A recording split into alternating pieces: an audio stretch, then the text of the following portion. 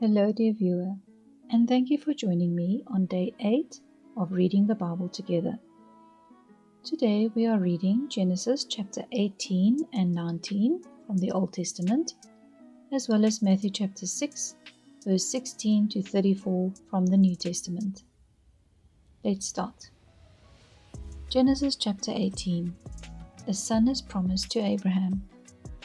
The Lord appeared to Abraham at the sacred trees of Mamre. As Abraham was sitting at the entrance of his tent during the hottest part of the day, he looked up and saw 3 men standing there. As soon as he saw them, he ran out to meet them. Bowing down with his face touching the ground, he said, "Sirs, please do not pass by my home without stopping. I am here to serve you. Let me bring some water for you to wash your feet. You can rest here beneath this tree. I will also bring a bit of food. It will give you strength to continue your journey. You have honored me by coming to my home, so let me serve you." They replied, "Thank you, we accept." Abraham hurried into the tent and said to Sarah, "Quick, take a sack of your best flour and bake some bread."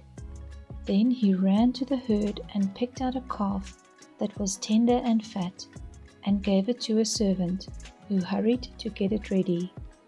He took some cream, some milk, and the meat and set the food before the men. There under the tree he served them himself, and they ate. Then they asked him, "Where is your wife Sarah?" "She is there in the tent," he answered. One of them said, 9 months from now I will come back, and your wife Sarah will have a son." Sarah was behind him at the door of the tent, listening. Abraham and Sarah were very old, and Sarah had stopped having her monthly periods. So Sarah laughed to herself and said, "Now that I am old and worn out, can I still enjoy sex? And besides, my husband is old too." Then the Lord asked Abraham, "Why did Sarah laugh and say, 'Can I really have a child when I am so old?' Is anything too hard for the Lord? As I said, 9 months from now I will return, and Sarah will have a son." Because Sarah was afraid, she denied it. "I didn't laugh," she said. "Yes, you did," he replied. "You laughed." Abraham pleads for Sodom. Then the men left and went to a place where they could look down at Sodom, and Abraham went with them to send them on their way. And the Lord said to himself, "I will not hide from Abraham what I am going to do. His descendants will become a great and mighty nation, and through him I will bless all the nations. I have chosen him in order that he may command his sons and his descendants to obey me and to do what is right and just. If they do, I will do everything for him that I have promised." Then the Lord said to Abraham, "There are terrible accusations against Sodom and Gomorrah, and their sin is very great. I must go down to find out whether or not the accusations which I have heard are true." Then the 2 men left and went on towards Sodom, but the Lord remained with Abraham. Abraham approached the Lord and asked, "Are you really going to destroy the innocent with the guilty? If there are 50 innocent people in the city, will you destroy the whole city? Won't you spare it in order to save the 50? Surely you won't kill the innocent with the guilty. That's impossible. You can't do that. If you did, the innocent would be punished along with the guilty. That is impossible. The judge of all the earth has to act justly." The Lord answered, "If I find 50 innocent people in Sodom, I will spare the whole city for their sake." Abraham spoke again, "Please forgive my boldness in continuing to speak to you, Lord. I am only a man and have no right to say anything. But perhaps there will be only 45 innocent people instead of 50. Will you destroy the whole city because there are 5 too few?" The Lord answered, I will not destroy the city if I find 45 innocent people. Abraham spoke again. Perhaps there will be only 40. He replied, I will not destroy it if there are 40. Abraham said, Please don't be angry, Lord, but I must speak again. What if there are only 30? He said, I will not do it if I find 30. Abraham said, Please forgive my boldness in continuing to speak to you, Lord. Suppose that only 20 are found. He said, I will not destroy the city if I find 20. Abraham said, Please don't be angry, Lord, and I will speak only once more. What if only 10 are found? He said, I will not destroy it if there are 10. After he had finished speaking with Abraham, the Lord went away, and Abraham returned home. Genesis chapter 19. The sinfulness of Sodom. When the two angels came to Sodom that evening, Lot was sitting at the city gate. As soon as he saw them, he got up and went to meet them. He bowed down before them and said, Sirs, I am here to serve you. Please come to my house. You can wash your feet and spend the night. In the morning you can get up early and go on your way. But they answered, No, we will spend the night here in the city square. He kept on urging them, and finally they went with him to his house. Lot ordered his servants to bake some bread and prepare a fine meal for the guests. When it was ready, they ate it. Before the guests went to bed, the men of Sodom surrounded the house. All the men of the city, both young and old, were there. They called out to Lot and asked, Where are the men who came to stay with you tonight? Bring them out to us. The men of Sodom wanted to have sex with them. Lot went outside and closed the door behind him. He said to them, Friends, I beg you, don't do such a wicked thing. Look, I have 2 daughters who are still virgins. Let me bring them out to you, and you can do whatever you want with them. But don't do anything to these men. They are guests in my house, and I must protect them. But they said, Get out of our way, you foreigner. Who are you to tell us what to do? Out of our way, or we will treat you worse than them. They pushed Lot back and moved up to break down the door. But the 2 men inside reached out, pulled Lot back into the house and shut the door. Then they struck all the men outside with blindness, so that they couldn't find the door.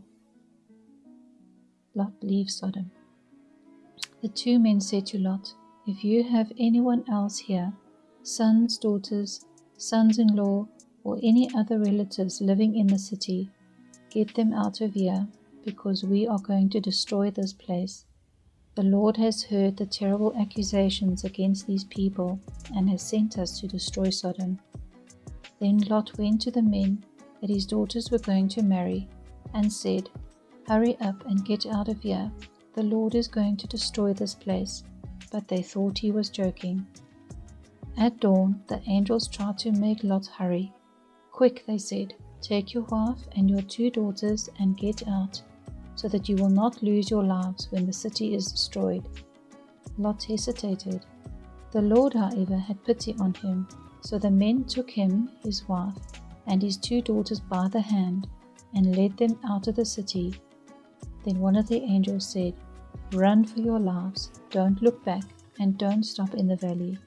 Run to the hills, so that you won't be killed. But Lot answered, No, please don't make us do that, sir. You have done me a great favor and saved my life. But the hills are too far away. The disaster will overtake me, and I will die before I get there. Do you see that little town? It is near enough. Let me go over there.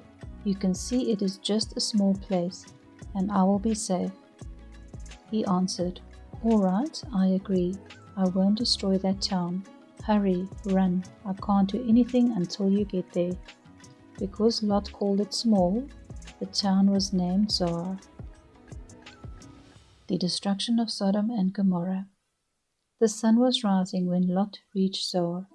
Suddenly the Lord rained burning sulfur on the cities of Sodom and Gomorrah, and destroyed them and the whole valley, along with all the people there. and everything that grew on the land. But Lot's wife looked back and was turned into a pillar of salt. Early the next morning, Abraham hurried to the place where he had stood in the presence of the Lord. He looked down at Sodom and Gomorrah and the whole valley and saw smoke rising from the land, like smoke from a huge furnace. But when God destroyed the cities of the valley where Lot was living, he kept Abraham in mind and allowed Lot to escape to safety. The origin of the Moabites and Ammonites. Because Lot was afraid to stay in Zoar, he and his 2 daughters moved up into the hills and lived in a cave. The older daughter said to her sister, "Our father is getting old, and there are no men in the whole world to marry us so that we can have children. Come on, let's get our father drunk, so that we can sleep with him and have children by him." That night they gave him wine to drink, and the older daughter had intercourse with him, but he was so drunk that he didn't know it. The next day the older daughter said to her sister, "I slept with him last night. Now let's get him drunk again tonight, and you sleep with him. Then each of us will have a child by our father." So that night they got him drunk, and the younger daughter had intercourse with him. Again he was so drunk that he didn't know it. In this way both of Lot's daughters became pregnant by their own father. The older daughter had a son, whom she named Moab. He was the ancestor of the present-day Moabites. The younger daughter also had a son, whom she named Ben-Ammi. He was the ancestor of the present-day Ammonites. Please feel free to pause the video here for time to reflect on what we have read. Let's continue. Matthew chapter 6, verse 16 to 34. Teaching about fasting. And when you fast, do not put on a sad face as the hypocrites do. They neglect their appearance so that everyone will see that they are fasting. I assure you, they have already been paid in full. When you go without food, wash your face and comb your hair, so that others cannot know that you are fasting. Only your Father who is unseen will know, and your Father who sees what you do in private will reward you. Riches in heaven. Do not store up riches for yourself here on earth, where moths and rust destroy, and robbers break in and steal. Instead, store up riches for yourself in heaven, where moths and rust cannot destroy, and robbers cannot break in and steal. For your heart will always be where your riches are. The light of the body. The eyes are like a lamp for the body.